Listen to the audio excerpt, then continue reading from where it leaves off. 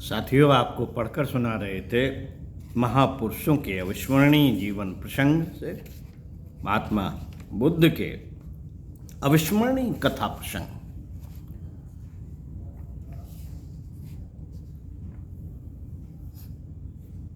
शाश्वत सनातन आंतरिक सौंदर्य, वांग्मय 50, लेखक पंडित श्री राम शर्मा आचार्य।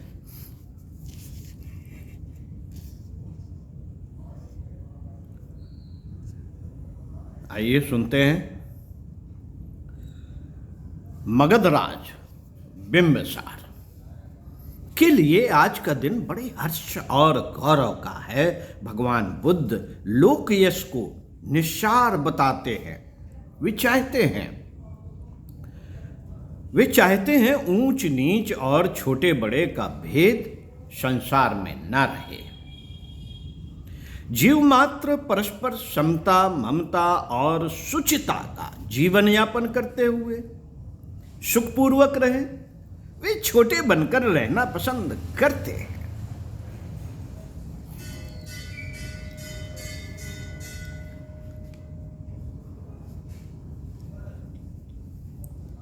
इसीलिए राजकीय अतिथि भवन में ठहरने की अपेक्षा उन्होंने बेलवन को अपना विश्राम स्थल चुना है। तथापि अतिथि वे सम्राट बिंबिसार के ही हैं। अतिथि तो बिंबिसार के हैं, राजा बिंबिसार के ही हैं, लेकिन राजकीय अतिथि भवन में ठहरने की अपेक्षा उन्होंने बेलवन को अपना विश्राम स्थल चुना। मित्रों, एक सामान्य परिचारिका से लेकर मगध नरेश तक की आज की सज धज राज्याभिषेक पर्व को फीका कर रही थी। समस्त स्वागत साज तैयार हैं, किंतु मगध सम्राज्ञी क्षेमा अब तक अन्य मनस्क है। अंतःपुर के स्वाध्याय कक्ष में वे आचार्य धर्मपाल का जीवन दर्शन पढ़ रही हैं। सागल नरेश भगवान बुद्ध के परम निष्ठावान शिष्य थे। उन्हीं की राजकन्या क्षेमा के अंतःकरण में तथागत के प्रति उपेक्षा का यह भाव खटकने वाला तो था ही। स्वयं नरेश उपस्थित हुए और पूछा, प्रियतमे, समस्त राजप्रसाद तथागत की अगवानी के लिए तैयार है, किंतु आपने अभी तक अपने प्रधान भी बदले नहीं। राजकुल अतिथि की यह अवमानना अच्छी नहीं। उठो, स्वागत हेतु शीघ्र तैयार हो जाओ। करवट के साथ पुस्तक का प्रस्तुत पृष्ठ बदलते हुए सम्राज्ञी बोली, महाराज, जिस व्यक्ति के लिए संसार निस्सार हो, सौंदर्य निस्सार हो, उस व्यक्ति के सम्मुख जाकर संसारी जीव क्या करे? वहां जाऊंगी तो उनका प्रवचन यही तो होगा, यह संसार भ्रम है, सांसारिक सुख मिथ्या है, और मिथ्या है वह सौंदर्य जिसके आधार पर ही हम अपने जीवन को सजाते, संवारते और सुख की कल्पना करते हैं। आखिर गृही हो या विरक्त, बिंबिसार बोले, जाना तो एक दिन सबको ही पड़ेगा। इसीलिए पारलौकिक लक्ष्य की तैयारी जाने से पूर्व किया जाना ठीक है।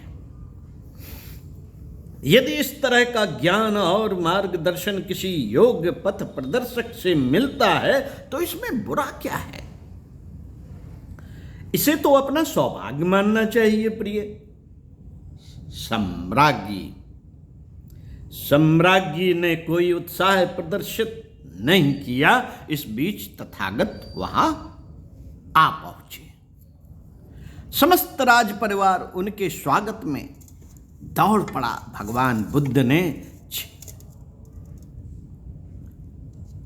क्षेमा जब कन्या ही थी तभी शागल में उसे देखा था। उन्होंने क्षेमा की कुशल क्षेम पूछी और साथ ही समझ गए कि उसका सौंदर्य अहंकार ही उसके यहां आने में बाधक बना है।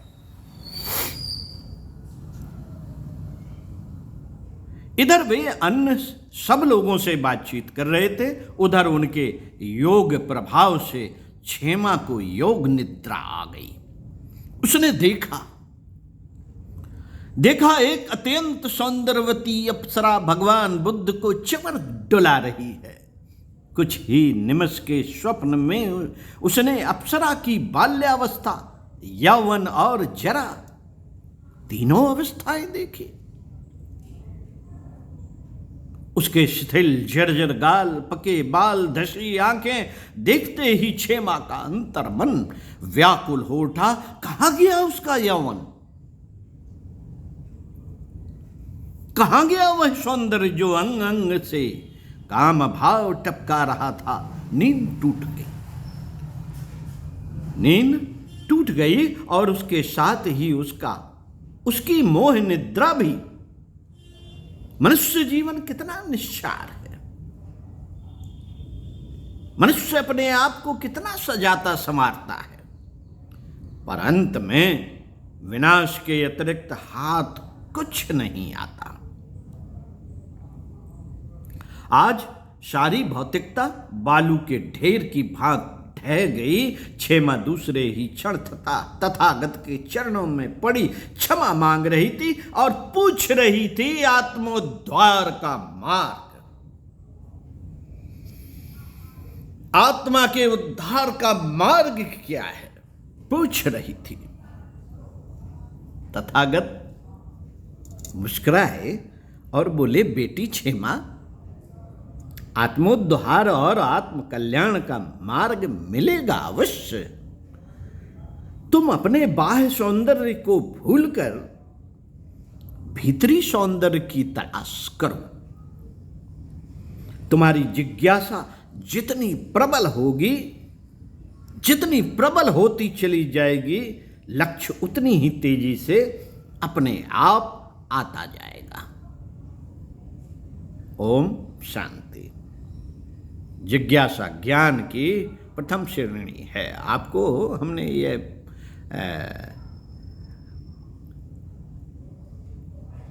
पढ़कर सुनाई थी पुस्तक,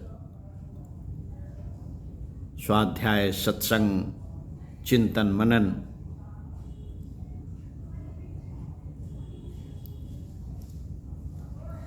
ज्ञान की पराकाष्ठा पर जिज्ञासा के माध्यम से ही पहुंचा जा सकता है। ओम शांति। प्रणाम।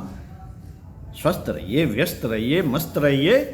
समझदारी, ईमानदारी, जिम्मेदारी, बहादुरी को अपने जीवन में उतारने का प्रयत्न करते रहिए।